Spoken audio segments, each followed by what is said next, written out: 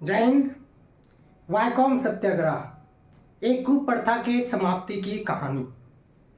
ये कहानी है दक्षिण भारत के केरल राज्य के कोट्टयम डिस्ट्रिक्ट की, जहाँ पे लोअर कास्ट के हिंदूज लोगों को मंदिर में प्रवेश करने की अनुमति नहीं थी, जहाँ पे लोगों के साथ को बीच भेदभाव काफी थे, छुआछूत की भावना थी।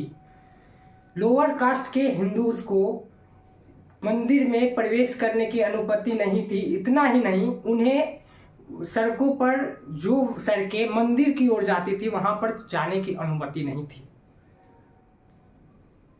इसी बीच एक लीडर उभर कर सामने आते हैं जो इसके खिलाफ आवाज उठाना शुरू करते हैं। उनका नाम है टीके माधवन। जी हाँ, जो कि कांग्रेस के एक्टिव मेंबर थे। उस समय सबसे पहले इन्होंने ही आवाज उठाया था इस कुप्रथा के खिलाफ। 1970 में 1917 में उन्होंने इसके खिलाफ बोलना शुरू किया, इसके खिलाफ न्यूज पेपर्स में लिखना शुरू किया। परंतु Orthodox society, Orthodox Hindus, upper caste के हिंदूज ये मानने को तैयार नहीं थे। उनका कहना था कि नहीं, लोअर कास्ट समाज के लोगों को मंदिर में प्रवेश की अनुमति नहीं है, इससे हमारा धर्म भ्रष्ट हो जाएगा। परंतु जब ये पीक पर पहुंच गया, जब काफी अत्याचार होने लगा लोगों के खिलाफ, लोगों के लोअर कास्ट के प्रति काफी डिस्क्रिमिनेशन होने लगा, तब टीके माधवन जी और कई कांग्रेस के एक्टिव मेंबर्स सामने आते हैं और 1923 में जाकर एक मीटिंग होती है जिसको कहते हैं कालनाड कमेटी, मीटिंग ऑफ कालनाड कमेटी 1923। इस मीटिंग में ये निर्णय लिया जाता है कि नहीं, इसमें टीके माधवन एक रिपोर्ट पेश करते हैं जिसमें वो बताते हैं कि लोअर कास्ट के लोगों के प्रति, लोअर कास्ट के हिंदूज के प्रति किस प्रकार डिस्क्रिमिनेशन हो रहा है, कितने पीक तक पहुंच गई है, उन्हें काफी डिफिकल्टीज फेस करनी पड़ती है, उन्हें सड़कों पर स्वतंत्र रूप से चलने की अनुमति नहीं है। अपर कास्ट के हिंदूज प्रिएस्ट उन्हें उनका विरोध करते हैं। तब जाकर कालनाड कमेटी में ये फैसला लिया जाता है कि हम लोग इस कुप्रथा को खत्म करेंगे।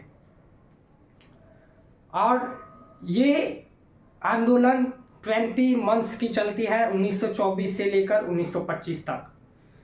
तो हम आगे चलकर डिस्कस करेंगे सबसे अहम भूमिका की गांधी जी, एक ऐसे लोकप्रिय नेता जिन्हें आज भले ही कुछ लोग गाली देते हैं, लेकिन अगर वो ना होते तो ये छुआछूत की भावना कभी खत्म नहीं होती।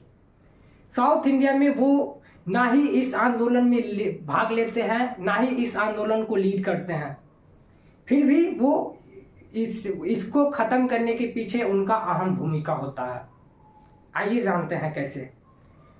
1923 में जब ये मीटिंग हेल्ड हुई तो टीके माधवन जी और कांग्रेस के अन्य लीडर्स इसके खिलाफ प्रोटेस्ट किए, इसके खिलाफ आंदोलन किए, फिर भी कोई बात नहीं बनी। उन्होंने फैसला लिया कि हम 1924 में मंदिर में प्रवेश करने जा रहे हैं। तभी एंट्री होती है महात्मा गांधी की। ये निर्णय लिया जाता है कि महात्मा गांधी जी 9 मार्च को साउथ इंडिया विजिट करेंगे, वायकॉम आएंगे और इस मसले पर कोई ना कोई निष्कर्ष निकालेंगे। 9 मार्च को गांधी जी को आने के लिए समय था 4 बजे शाम, परंतु वो 4 बजे ना आकर 6 बजे आते हैं, 2 घंटे लेट हो जाते हैं। इसके पीछे की वजह थी कि उनको लाने के लिए एक बोट भेजा गया था, परंतु उन्होंने साफ इनकार कर दिया। वो बोले कि मुझे ऐसे सम्मान की कोई ज़रूरत नहीं है, मैं ऐसे ही आऊँगा, जिसके कारण वो 2 घंटे लेट हो गया। ये उनका एक अलग परसेप्शन था। वो कभी भी वो अपने नियम से समझौता नहीं करते थे, वो अपने रूल्स से कभी भी समझौता नहीं करते। 10 डेज विजिट ही टर्निंग पॉइंट होती है पूरी सिनेरियो की, पूरा का पूरा सिनेरियो चेंज। आइए जानते हैं कैसे गांधी जी ने इसे इस कुप्रथा को जड़ से समाप्त किया। जब वो 9 मार्च को केरल आए तब उन्होंने सभी लीडर्स से मिले, सभी लोगों से मिले, अपर कास्ट, लोअर कास्ट, वहाँ के महारानी, दीवान, सोल्जर्स, पुलिस कमिश्नर्स, सभी से मिले और कुछ नहीं बोला, सभी की बातें सुनी। उसके बाद एक मीटिंग हेल्ड हुई। लोगों ने कहा, अपर कास्ट के हिंदूज ये मानने को तैयार नहीं थे कि लोअर कास्ट को मंदिरों में एंट्री करने की अनुमति दी जाए, परंतु गांधी जी इसके खिलाफ थे।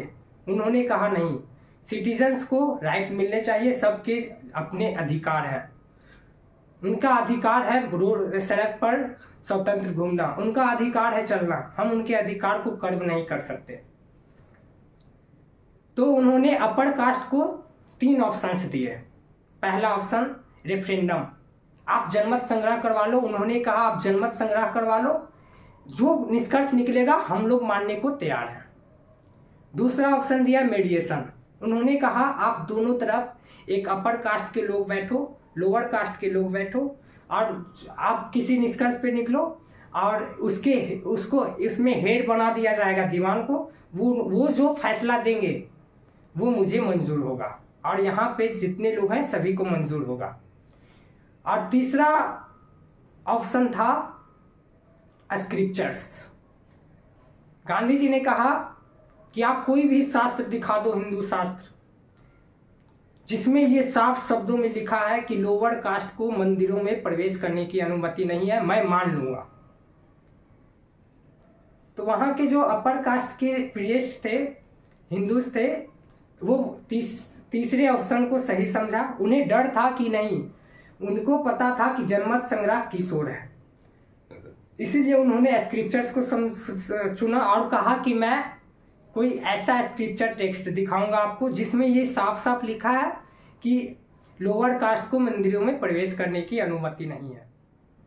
तीसरे ऑप्शन को फॉलो करते हुए वे अपर हिंदूज कास्ट एक स्क्रिप्चर प्रस्तुत करते हैं जिसका नाम होता है शंकर स्मृति।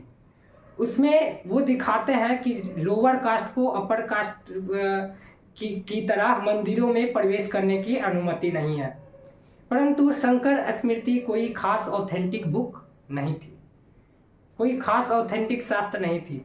तो गांधी जी साफ डिनाई करते हैं कि नहीं, ये ऑथेंटिक बुक नहीं है, आप मुझे कोई ऐसा ऑथेंटिक बुक दिखाओ जिसमें ये साफ शब्दों में लिखा हो। जब वो जान रहे होते हैं कि नहीं, ऐसा किसी भी स्क्रिप्चर टेक्स्ट में लिखा हुआ ही नहीं है, तब जाकर ये इस अनुमति पर पहुंचते हैं कि नहीं, लोअर कास्ट को अनुमति दी जाए कि वो मंदिरों में भी प्रवेश करें और उनके लिए जो रास्ते मंदिर की ओर जाती है उनके लिए भी दरवाजा खोला जाए, उन्हें स्वतंत्रता दी जाए उस सड़क पर चलने के लिए। इतने मुश्किलों के बाद 20 मंथ्स की ये आंदोलन चलती है।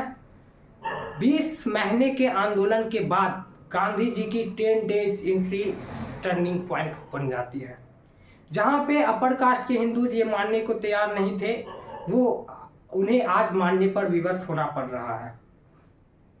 ये अपने आप में ऐतिहासिक फैसला था। आज उसी के वैकोम सत्याग्रह के 100 साल पूरे हो रहे हैं।